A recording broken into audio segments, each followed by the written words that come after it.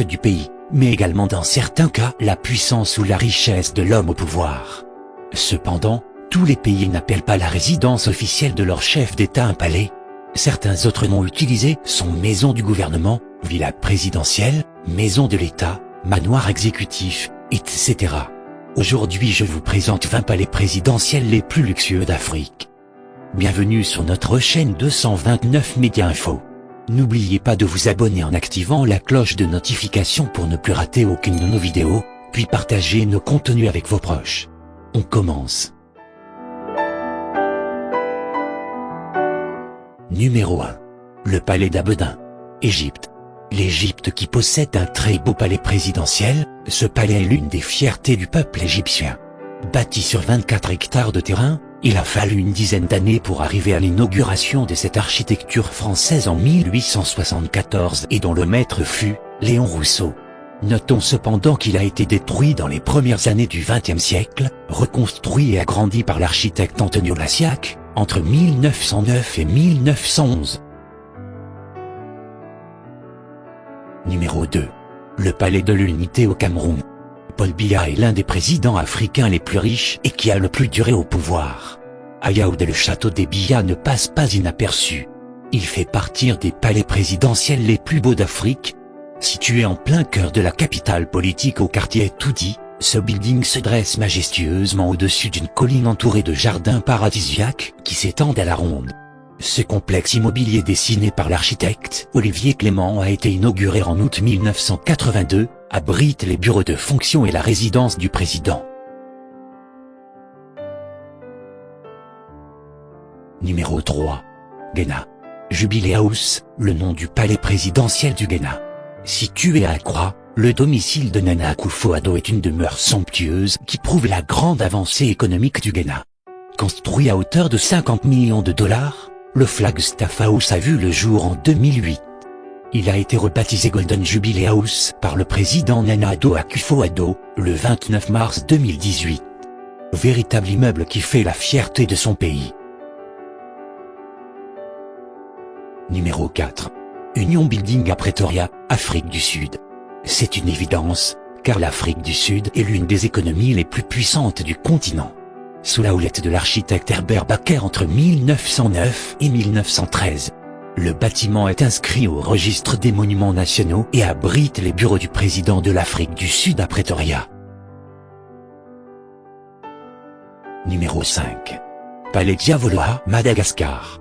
Certes, il fait partie des pays les plus pauvres d'Afrique, mais il possède un palais présidentiel bien bâti. La demeure du président de la République malgache est un château qui fait rêver. Il met tout le monde d'accord à Antananarivo et hors des frontières malgaches. C'est une architecture royale d'une vue paradisiaque située non loin de la capitale à une quinzaine de kilomètres. Sa splendeur lui vaut une curiosité touristique et sa notoriété légendaire. Numéro 6. Le palais présidentiel du Soudan du Nord. Omar el-Bachir est le géant temps président du Soudan du Nord, dans un somptueux château, construit à Khartoum. Celui-ci n'a rien à envier à certains palais occidentaux.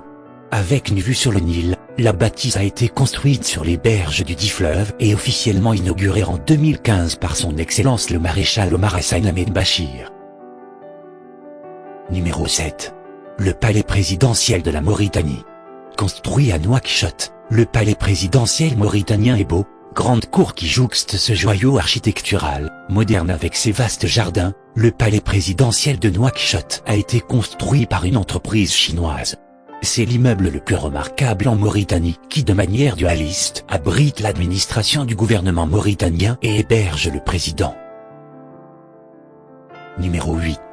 Le palais d'État en Namibie. C'est le plus jeune pays de cette liste. La Namibie, pays de l'Afrique australe, héberge un palais présidentiel de norme mondiale. Beau et très grand, il figure dans la liste des palais présidentiels les plus beaux du continent noir. Sous la domination de l'Afrique du Sud, la Namibie n'a acquis son indépendance que le 21 mars 1990.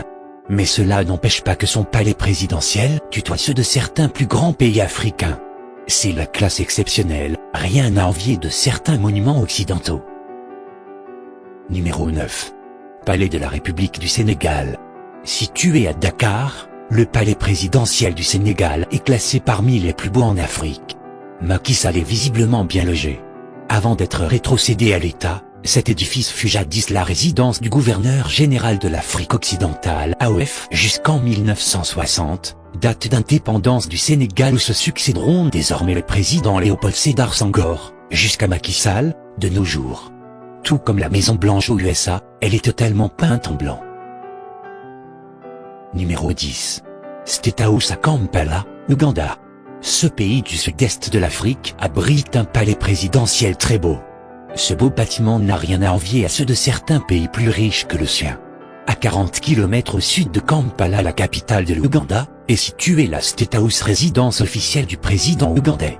Elle est très vaste et divisée en plusieurs édifices servant de salles de conférences et autres capables d'accueillir plus de 500 délégations. Numéro 11.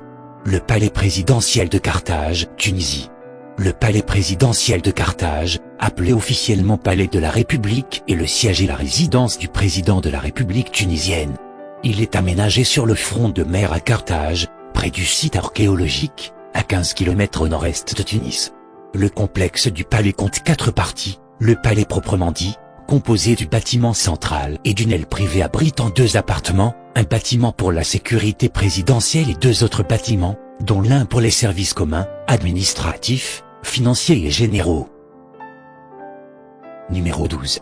Le palais d'El Mouradia, Algérie. Le palais d'El Mouradia est la résidence officielle et le bureau du président algérien. Ce palais constitue la résidence officielle du président de la République algérienne démocratique et populaire. Il est situé sur les hauteurs d'Alger, à environ 4 km au sud du centre-ville où l'on trouve également le ministère de l'Éducation nationale. Numéro 13. Le palais de la Marina, Bénin. Le palais de la Marina est la résidence officielle des présidents béninois. En 2016, avec l'arrivée du président Patrice Talon et sa politique de vrai développement, le palais de la Marina est modernisé, pour un montant de 14 milliards de francs CFA. Il figure actuellement sur la liste des plus beaux palais présidentiels d'Afrique. Numéro 14. Le palais présidentiel de la Côte d'Ivoire. Le palais présidentiel d'Abidjan est la résidence officielle du président de la République de Côte d'Ivoire. Situé à Abidjan, il partage cette fonction avec le palais présidentiel de Yamoussoukro, nouvelle capitale administrative du pays depuis 1983. Construit à la demande du président fondateur de la République de Côte d'Ivoire Félix Houphouët-Boigny au moment de l'indépendance du pays, le palais est inauguré en 1961. Il est construit dans le quartier du Plateau, avec de nombreuses vues sur la lagune ébriée, et comporte plusieurs bâtiments, le palais proprement dit, la résidence privée du président et les cabinets ministériels. Numéro 15. Le palais présidentiel du Burundi. C'est l'ouvrage le plus important jamais réalisé par la Chine au Burundi. À la cérémonie de signature pour la remise officielle du bâtiment, l'ambassadeur de Chine à Bujumbura ne s'est pas privé de vanter le projet. Après l'avoir entièrement financé et construit, la Chine a livré au Burundi un palais présidentiel flambant neuf. Un cadeau de Saint-Valentin pour l'amitié sincère et agissante de Pékin envers Bujumbura, emballé dans la polémique. Un très beau palais qui figure dans la liste. Numéro 16. Le palais du bord de mer au Gabon. Le palais du bord de mer est la résidence officielle du président gabonais. Situé à Libreville, il a été édifié en 1977 par le président gabonais Omar Bongo Ondimba. Il est l'œuvre de l'architecte libano-ivoirien Pierre Fakouri. Numéro 17. Le palais de Koulouba au Mali. Le palais de Koulouba est la résidence officielle et le bureau du président de la République du Mali, à Bamako. Il a subi plusieurs dégradations architecturales en 2012, à la veillée du coup d'État organisé par le capitaine Amadou Aya Sanogo. Il est construit entre 1903 et 1907. Il s'agit là de l'origine du palais du gouverneur puis, après l'indépendance de 1960, le siège de la présidence de la République. Numéro 18. Le palais de la nation de Kinshasa, RDC. Situé dans la commune de Gombe, il est l'actuelle résidence officielle du président de la République démocratique du Congo depuis 2001. À l'origine, le palais de la nation est la résidence du gouverneur général, le plus haut fonctionnaire colonial et représentant du roi des Belges dans la colonie. Le bâtiment n'est cependant pas achevé à temps et devient finalement le siège du Parlement congolais et, de fait, le symbole du nouvel État indépendant. Numéro 19. Le palais de Kosiam est la résidence officielle du président du Burkina Faso. Il est situé au boulevard Muammar Kadhafi à Ouagadougou. Avant cela, c'était le palais de Koulouba, actuelle primature, qui était le siège de la présidence du Faso. Le palais de Kosiam est construit dans la lancée du développement du quartier chic de Ouagadougou, s'étendant en 2020 sur environ 3000 hectares, situé au sud-est de la capitale burkinabé Ouagadougou, décidé par le président Blaise Compaoré pour accueillir initialement le sommet France-Afrique de 1996 dans une ville nouvelle destinée à devenir le nouveau centre institutionnel du pays. Numéro 20. Le palais de Lomé. Togo. Le palais de Lomé, aussi appelé palais des gouverneurs, est l'un des monuments emblématiques de la ville de Lomé, capitale du Togo.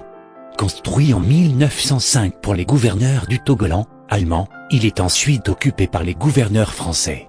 À l'indépendance en 1960, il devient le siège de la présidence jusqu'en 1970, puis en 1976, une résidence pour des hôtes de marque, puis brièvement la résidence du Premier ministre en 1991. Laissé à l'abandon pendant plusieurs années, le palais rénové est devenu depuis 2019 un centre d'art et de culture.